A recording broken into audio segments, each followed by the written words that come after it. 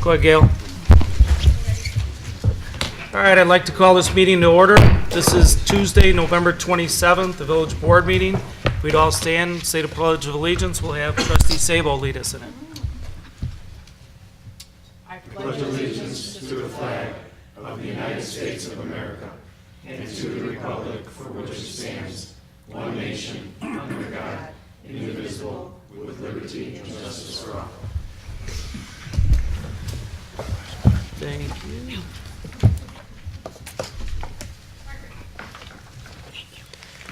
Madam Clerk, when you're ready, please call the roll. Trustee Costa? Present. Trustee DeVivo? Present. Trustee Kajanis? Present. Trustee Nemeth? Trustee Sabo? Present. Trustee Yukich? Present. Mayor Daley? Present. Okay, are there any amendments to the agenda? All right. Is there a motion to approve the minutes of September 25th, 2012 meeting? I so move. First by Trustee Sabo, Second. second by Trustee Costa. Any discussion? Madam Clerk, please call the roll. Trustee Costa? Aye. Trustee DeVivo? Aye. Trustee Kajanis? Aye. Trustee Sabo? Aye. Trustee Yukich? Aye. Motion carries. Is there a motion to approve the minutes of October 8th, 2012 meeting? So moved. First by Trustee Yukich, Second. second by Trustee DeVivo. Any discussion? Madam Clerk, please call the roll. Trustee DeVivo? Aye. Trustee Kajanis? Aye. Trustee Sabo? Aye. Trustee Yukich? Aye. Trustee Costa? Aye. Motion carries. Is there a motion to approve the accounts payable for the period of October 25th to November 28th, 2012? So moved. First by Trustee Yukich, Second. second by Trustee Costa. Any discussion? Madam Clerk, please call the roll. Trustee Kajanis? Aye. Trustee Sabo? Aye. Trustee Yukich? Aye. Trustee Costa? Aye. Trustee DeVivo? Aye. Motion carries. Okay, the next portion of this meeting is reports and communications from the mayor and other officers. I'll start out. Under Victoria Village groundbreaking ceremony will be held on Thursday, December 6th at 9 a.m. Due to a prior commitment, I will be unable to attend, but I encourage members of the board and public to go to the ceremony for the new development. The village is happy to welcome the significant investment by Providence Life Services. Secondly, the Village of Homer Glen's 6th annual tree lighting ceremony was held last night. We had a terrific turnout, best in recent memory, at the Homer Junior High, where Santa turned on the lights for the new community tree. Many friends and neighbors were out to meet with Santa and hear the Christmas carol sung by the Homer Junior High Show Choir. It was a great way to start the holiday season. Thank you to staff members who helped out with this festival event. I'd also like to thank the Highway Department. The tree looks terrific. I drove by it tonight. Excellent job, Mike. Okay, last week, the Homer Horizon published a letter I wrote to the editor regarding the tremendous support the village received from its residents who voted to retain our home rule status. I'd like to take a moment to read that letter now. Dear editor, I want to take this opportunity to thank the residents of Homer Glen for their overwhelming support of the village's recent home rule referendum question.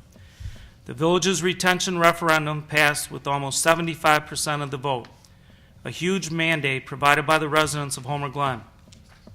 While the village organization could not and did not by law take a position on the referendum question, I personally supported home rule.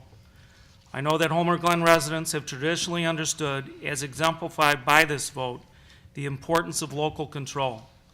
Home rule status allows the village to continue to control our own destiny. The Village of Homer Glen remains committed to transparent, fiscally conservative governance. I know that residents of our wonderful community understand and appreciate these ongoing commitments. I can guarantee that your faith in the Village of Homer Glen's transparency, fiscal conservative governance is 100% appropriately placed. Thank you again for your outstanding support of the Home Rule Retention Referendum. Your support is truly appreciated. We are all fortunate to live in one of Illinois' best municipalities, the beautiful community of Homer Glen. Respectfully, Jim Daly, Homer Glen Mayor. Finally, the village has one village board meeting scheduled for December, and that is December 11th. And that concludes the mayor's report. We'll start down with trustee reports with trustee Costa. Thank you, Mayor. I would like to just briefly report on a couple of our committees. First, the Homer Harvest Days Committee. Since our event in September, the committee has met pretty much a closeout meeting, get our thoughts together, and put together some of a list of recommendations that have come from other committee members, volunteers, and also fest goers. So we are working on forms for next year already, updating our paperwork, and in the next few months we will be I'll be reporting on that event. Also, our Homer Community Fest, which is in June, we've been meeting each month. Things are going quite well, updating all of our costs. We should have some real good costs coming in. Many of the vendors and suppliers pretty much wait until the end of the year before they see what they have to do, especially like for tent rentals and things like that. Also looking into various bands, we've had some good ideas.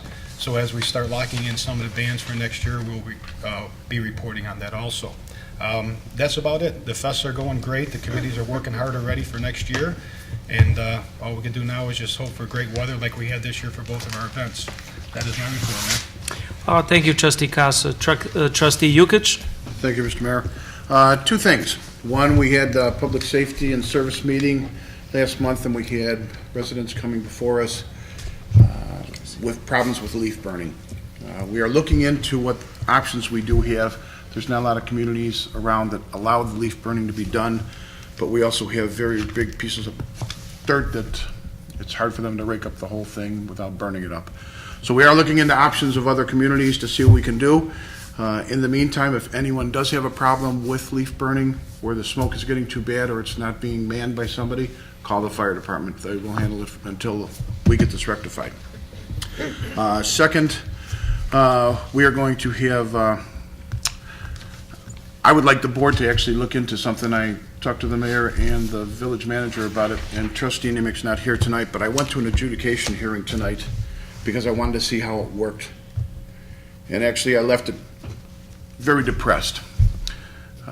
We have a system that we fine everybody for something that they do. If it goes against an ordinance, if it goes against a building permit.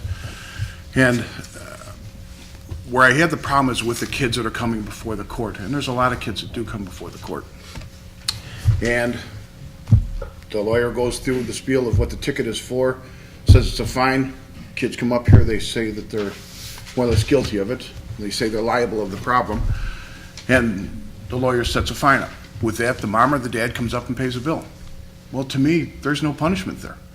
There's going to be no change in the kid if they don't have to be responsible for something. If mom and dad are the only ones that are footing the bill, that's the only one that's hurting. And right now, with the money being tight, I don't think it's fair to the parents to be paying the kids penalty. If they do something wrong, I think they should be punished.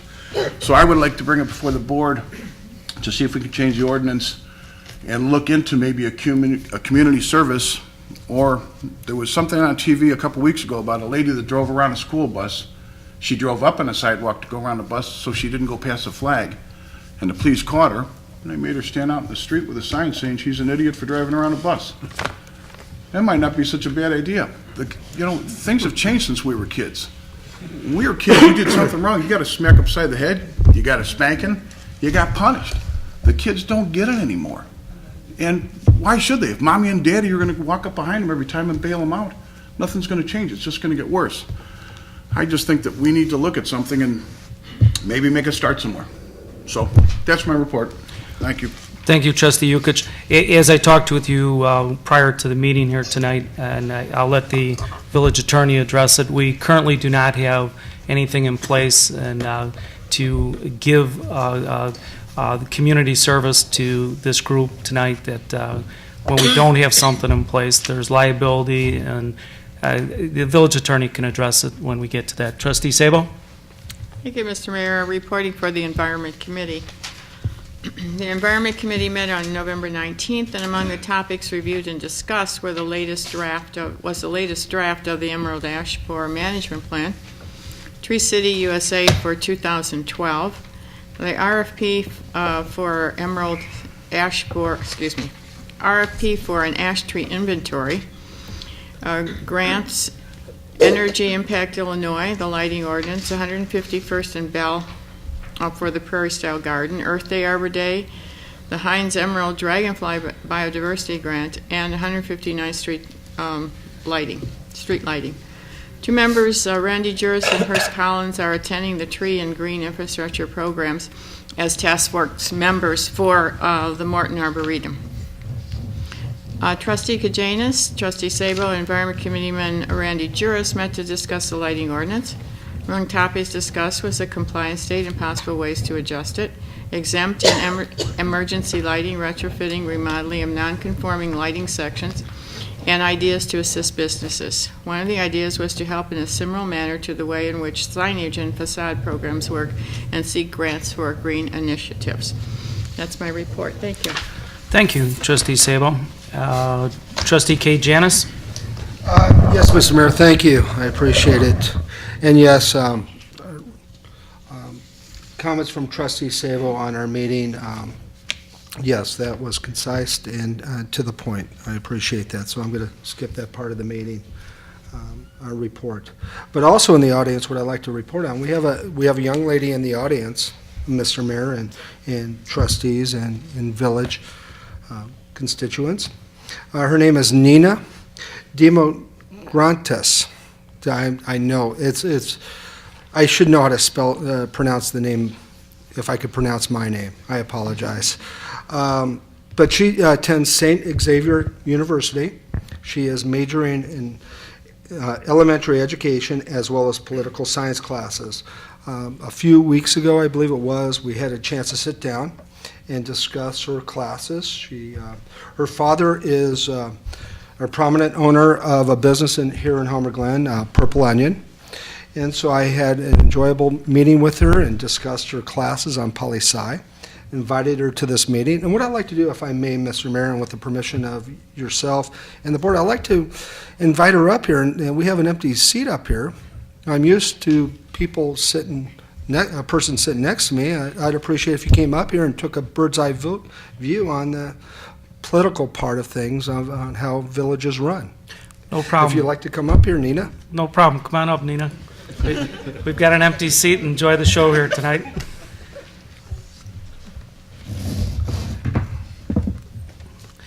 Okay. Trustee Kay Janis, is anything else? No, that would be it, Mr. Mayor. Okay. Trustee DeVivo? Thank you, Mayor. We had our park meeting last night, and we are reviewing the changes and amendments to the Parks and Recreation Plan.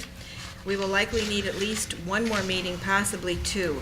Our hope is that we will have this revised plan for the board's review by March, or at least that's our goal. There's no meeting in December. That's my report. Thanks. Thank you, Trustee DeVivo. Is there a treasurer's report? Yes, Mayor, I have the Treasurer's Report of Cash and Investments as of October 31st, 2012. It's the halfway mark of our fiscal year 2013. We're in good shape so far. We seem to be tracking along with the budget. The general fund had cash and investment balances of $6,449,515.22. The motor fuel tax fund had a cash investment balance of $1,654,367.29. The land acquisition fund had cash and investments at October 31st of $1,239,453.05. The park fund had a cash and investment balance of $829,225.31. And the last fund, the capital project fund, had cash and investment balance of $22,291,405.28. And that concludes my report. Thank you, John. Any questions for John? Okay. Let's see where we're at here. Does the clerk have a report? Yes, Mr. Mayor. Yesterday was the final day to submit petitions for the position of trustee that will be voted on in the April 9th, 2013 election. We had 5 people file petitions. Today we held a lottery for the first 2 that came in at exactly the same time a week ago Monday. So the list has been set as to how they will appear on the ballot. I did go down to Will County today and I filed a certification of ballot. It is posted in our windows And if anybody would like a copy, I will be more than happy to give it to them after the meeting. Thank you, Gail.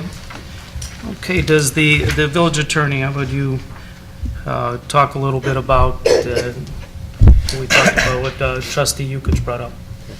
With respect to implementing a community service system,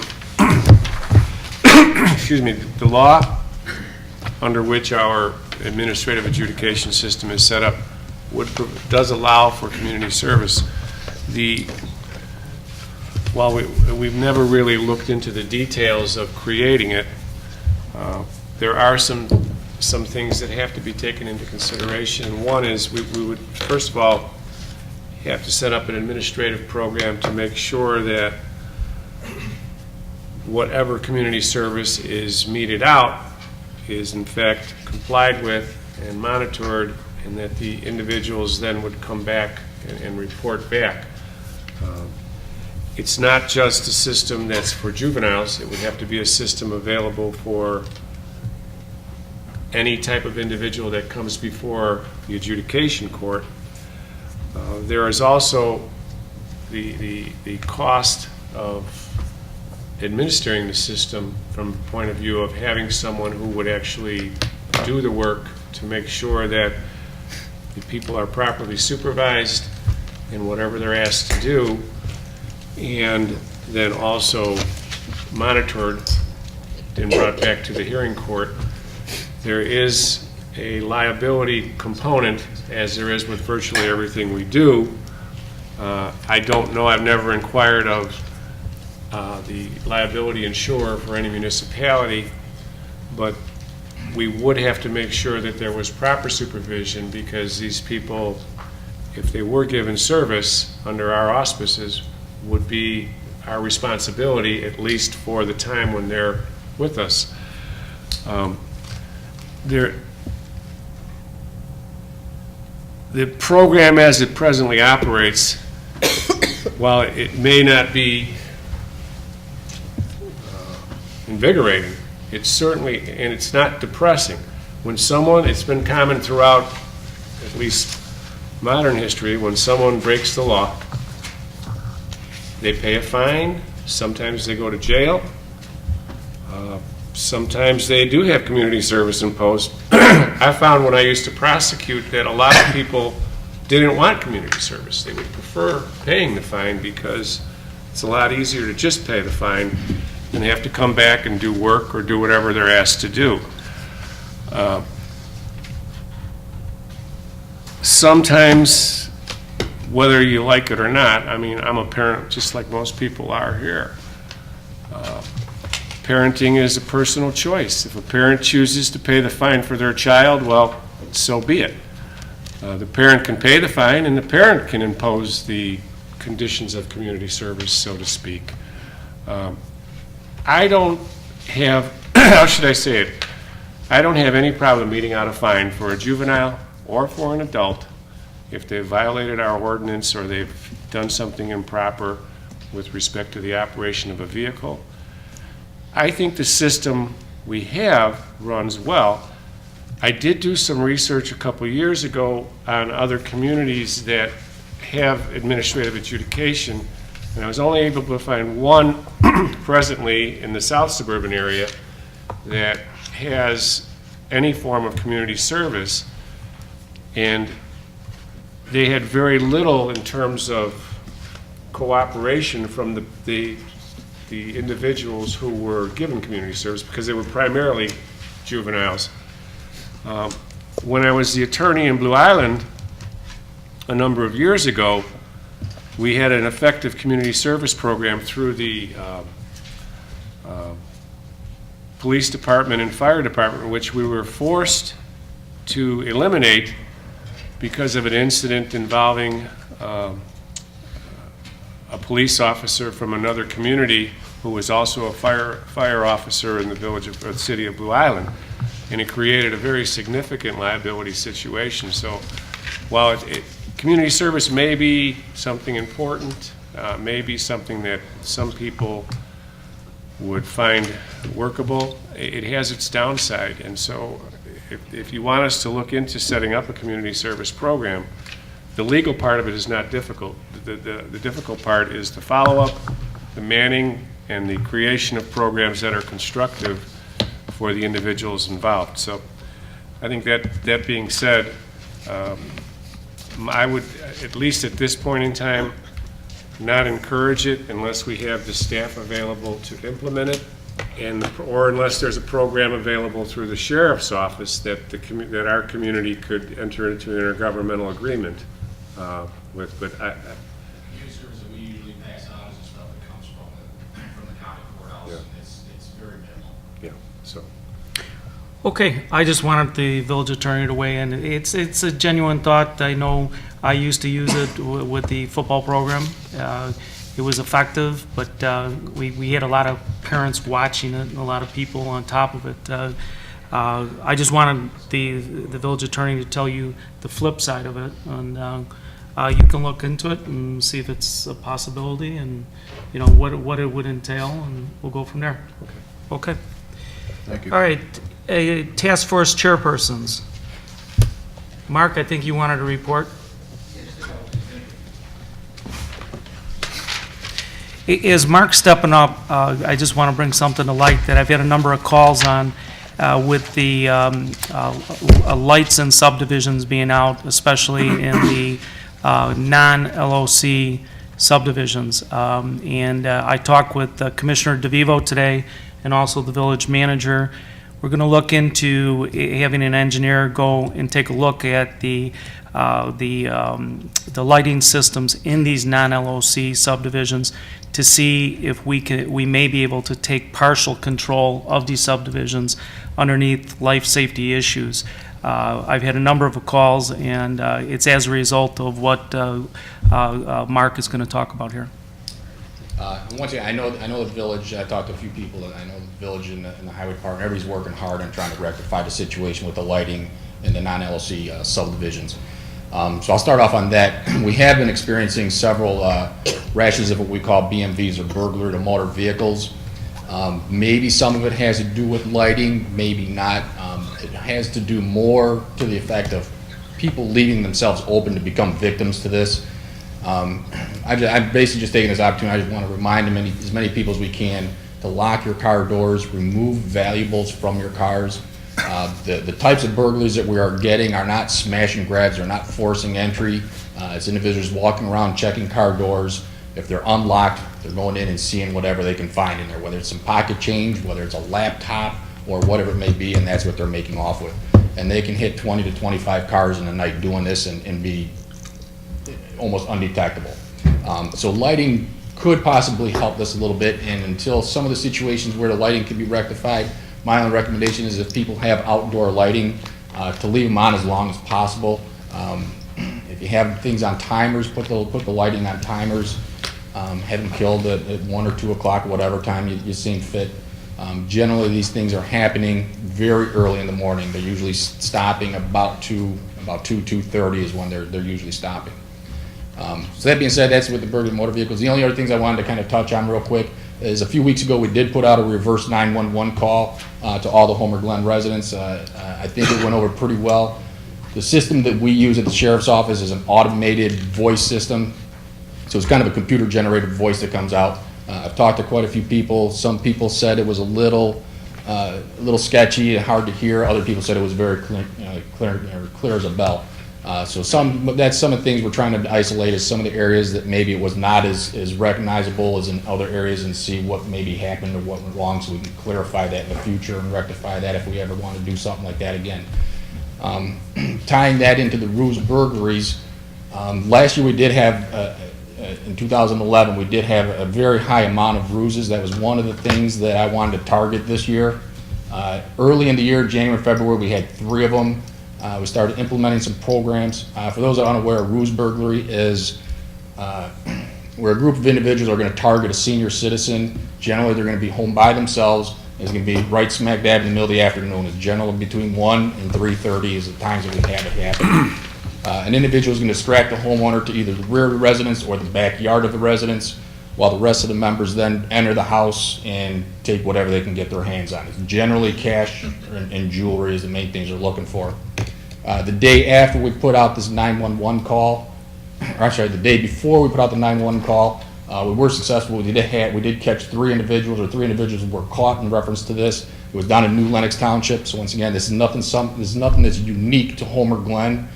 This covers the whole south and southwest area of Chicago. So, but it does happen out here.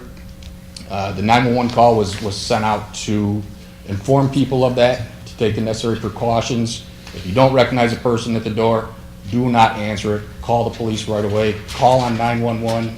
Tell them I'm being burglarized. So that's the message we're trying to get out. We did catch 3 individuals the day before. I just don't want people to rest too easy thinking that, good, there were some people caught, we're never going to experience this again. You can breathe a sigh of relief, but there's going to be more groups that are going to be out there. So I want to make sure everybody's aware that to be cautious still. Don't rest too much. The last thing I want to touch on is it is deer season. It is deer hunting season. There is the rut that's going on.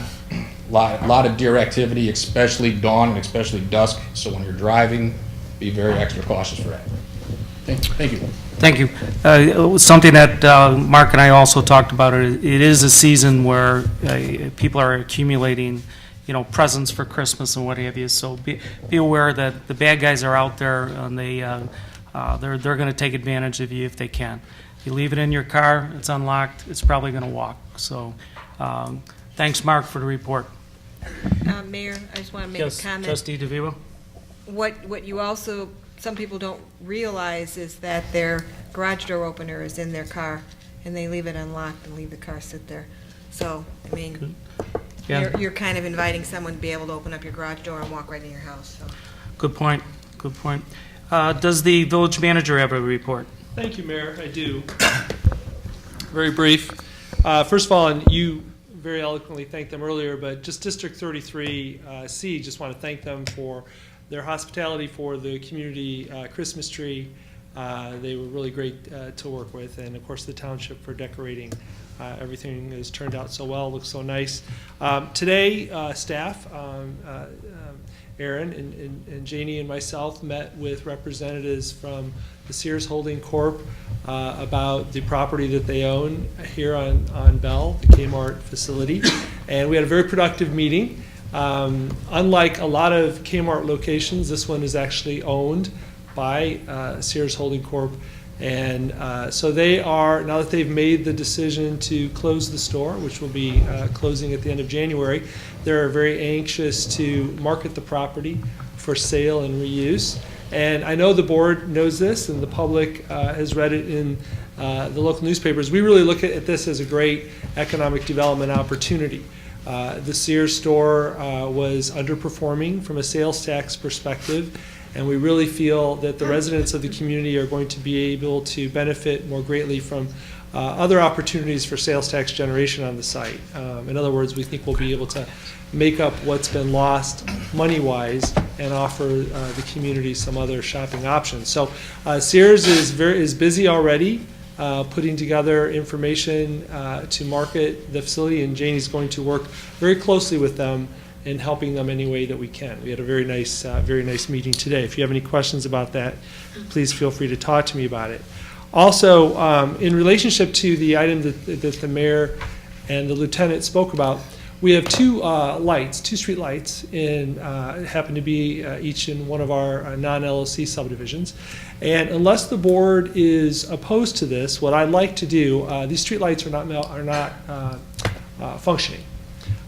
These two street lights, and they have raised some concern because the neighbors by them, the neighborhood is much darker than it was. And what I'd like to do is, under my spending authority, be able to work with Michael and get some quotes on fixing these two lights, and move forward with that. If it's under my spending authority, probably take that money out of your contingency fund. And if the board this isn't something we plan to do, and obviously we haven't taken over the lights yet, but I'd hate to leave the lights not functioning. Unless the village board would like me to handle that a different way, that's what I'd like to do. If everybody's comfortable, Mayor, I don't know if you want to take a poll or seek some feedback. I think, Kim, that it's a great idea, and I know you talked, I talked with Mike, you talked with them, and I know you guys are going to look into whether or not in these non-LOC subdivisions, the lighting was properly installed so that we at some point here can take over that partial improvement, municipal improvement in these subdivisions, to make sure they're safe.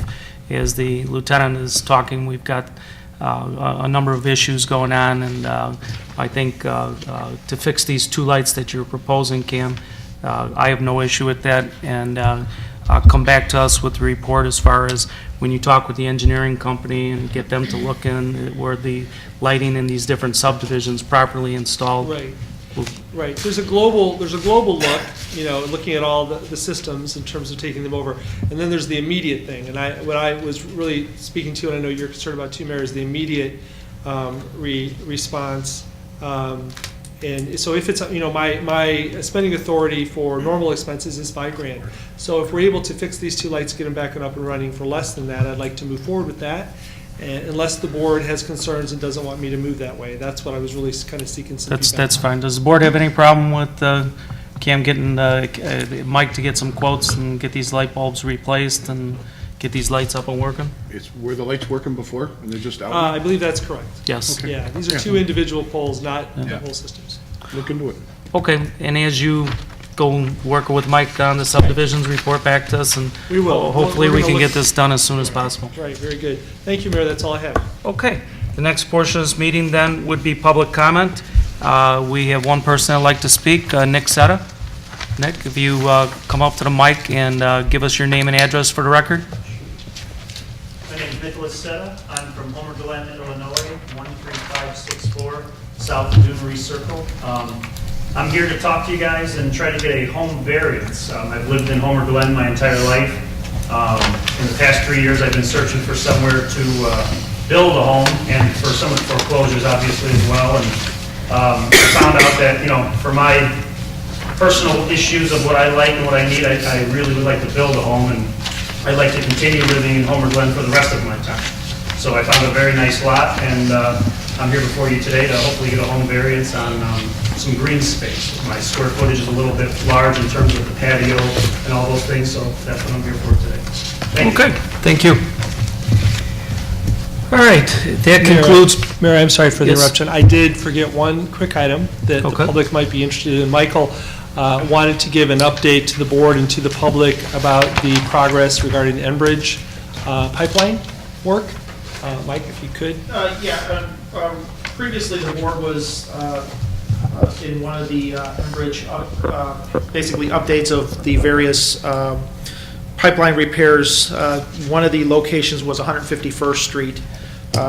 Basically, Enbridge was waiting for ComEd to relocate one of the electric poles before they can continue with their work. We had a pre-construction meeting this week with Enbridge and some of the emergency agencies and Township Highway Department as well. And basically, Enbridge is expecting ComEd to relocate the pole on December 10th. So Enbridge is looking to start the work somewhere between the 12th and the 13th. They are anticipating right now, pending, if everything goes well, they're looking to try to get it completed by December 22nd. Initially, there were conversations that the road was going to be completely closed. What Enbridge is stating what they're going to do is bring in temporary traffic control signals and have one lane open. So there will be one lane open at all times. Basically, what it'll do, the traffic signals at each end will, operate that section. So basically, it'll be for both lanes of traffic, but it'll basically alternate. So Great, thanks for your report. About how long did they say the construction would take? they're looking to try to get it completed by December 22nd. That might be optimistic. Hopefully, if everything goes well, they might meet that, but Yeah. Weather-related, probably, yeah. Okay, thanks, Mike. Okay, that concludes public comment and a report from Mike. This would be, let's see here, I1 and 2. Is there a motion to approve the consent agenda? So moved. First by trustee DeVivo. Second by trustee K. Janis. Madam Clerk, please call the roll. Trustee Sabo? Aye. Trustee Yukich? Aye. Trustee Costa? Aye. Trustee DeVivo? Aye. Trustee Kate Janis? Motion carries. This would be J1. Is there a motion to approve the 2013 IMLRMA contribution invoice renewal for workers' compensation and liability insurance coverage in the amount of $31,730.79? So moved. First by trustee DeVivo, Go together. Second. second by trustee Kay Janis. Any discussion? Madam Clerk, please call the roll. Trustee Costa? Aye. Trustee DeVivo? Aye. Trustee Kay Janis? Aye. Trustee Sabo? Aye. Trustee Yukic? Aye. Motion carries. Let's see here, we would be J2. Is there a motion to approve a Village of Homer Glen Spring Paper Shredding Electronic Recycling Event? So moved. First by trustee Yukic, Second. second by trustee Costa. Any discussion? Madam Clerk? If I may, a couple of residents in Homer Glen have asked me if we're going to be considering up the road anything with paint cans, as we did a few years back. I guess there's an overabundance of them. Sure, absolutely. Well, my understanding is, and I will double check on this and report back to the board, my understanding is that the county begins about this time of year to look at their program for the next year in terms of these are always done in combination with the county. These kind of programs, the hazardous waste programs. And so I'll double check on that and see if they've already scheduled their programs for 2013 or if there's an opportunity to do that. I know that there's a cost to be involved in that, but we will definitely look at that. Usually happens, those usually for us would happen in the fall. So it would be, if there was a cost and we decided to do it, it could be part of your next part of your next budget cycle. I have a question. Trustee Sabo? I'd like to ask the manager about that. If there's a big cost difference, or did he realize a big cost difference? Between these two things, yes, the cost for the hazardous waste disposal program is much more expensive than the paper and electronic drop-off recycling program. That's one of the reasons why we encourage you to explore it this past year. The other reason was, of course, you had done the hazardous waste for several years, and the participation had dropped off. So a combination of those two things. But yeah, there was a pretty big cost differential. I can't remember exactly what it was, but it was substantial. Okay. Okay. Just one more thing. Trustee Yukic? Have we looked into seeing if we can collect money rather than paying it? Because there's junkers out there that take all this stuff. I do think it's something that Heather Parker is intending to look into a little bit more carefully. Obviously, we had a considerable amount of electronic material dropped off, so I think she's investigating that. And I think what we'll do, if the board is supportive of going forward with the concept for the spring, then of course we'll work with the Environment Committee on dates and also on that kind of side of it. Because obviously if we can raise some money and it can be done as effectively as they did it, because there's such a volume of people coming through. We have to be sure that they can handle the volume, like the company did who did it for free. We didn't get any money from it, but they handled it beautifully and there was no clog up. And so we have to make sure that we can find, if we find someone that we're able to get money from, that they can do it in the same expedited fashion. Well, just so it doesn't cost us. Because it's so many cars. I mean, if we have even more, we promoted this last one, but we didn't promote it probably as much as this one will be promoted. And quite frankly, those of us who were there volunteering lost some weight that day. It was a busy day. So we would definitely have to make sure that whatever contractor we used was able to handle the volume. So a good program didn't go bad. Okay. Any other discussion? Madam Clerk, please call the roll. Trustee DeVivo? Aye. Trustee Kay Janis? Trustee Sabo? Aye. Trustee Yukic? Aye. Trustee Costa? Aye. Motion carries. This will be J3. Is there a motion to approve ordinance number 12-051, an ordinance granting an impervious surface coverage variance from the applicable regulations of the zoning ordinance of the property commonly known as 13635 South Aaron Drive, Homer Glen, Illinois? So moved. First by trustee Costa, Second. second by trustee Yukic. Any discussion? Madam Clerk, please call the roll. Trustee Kay Janis? Aye. Trustee Sabo? Aye. Trustee Yukic? Aye. Trustee Costa? Aye. Trustee DeVivo? Aye. Motion carries. Good luck. This would be I-4, or J4, excuse me. Is there a motion to approve the purchase of L-Tech Corporation's pedestrian crossing system for the Heroes Trail crossing at Parker Road at the cost of not to exceed $9,500? So moved. First by trustee DeVivo, Second. second by trustee Yukich. Is there any discussion? Madam Clerk, please call the roll. Trustee Sabo? Aye. Trustee Yukich? Aye. Trustee Costa? Aye. Trustee DeVivo? Aye. Trustee Kajanis? Motion carries. J5, is there a motion to approve participation in the Metropolitan Mayor's Caucus initiative to challenge the Illinois Commerce Commission's rulemaking proceeding to regulate current and future municipal aggregation programs? It is understood that the village will contribute $350, which will help fund the law firm selected to represent the caucus in this proceeding. So moved. First by trustee Sabo, second by trustee Costa. Any discussion? Madam Clerk, please call the roll. Trustee Yukich? Aye. Trustee Costa? Aye. Trustee DeVivo? Aye. Trustee Kajanis? Trustee Sabo? Okay, motion carries. There are no workshop items for tonight. Is there any old business? Is there any new business? Okay, then the next item is executive session. Is there a motion to go into executive session for the purposes of discussing employment, performance, and compensation? So moved. First by trustee Sabo, second by trustee Costa. All in favor, say aye. Aye. All opposed, say nay. Okay, we're going to move to executive session now, and we'll be back in a bit.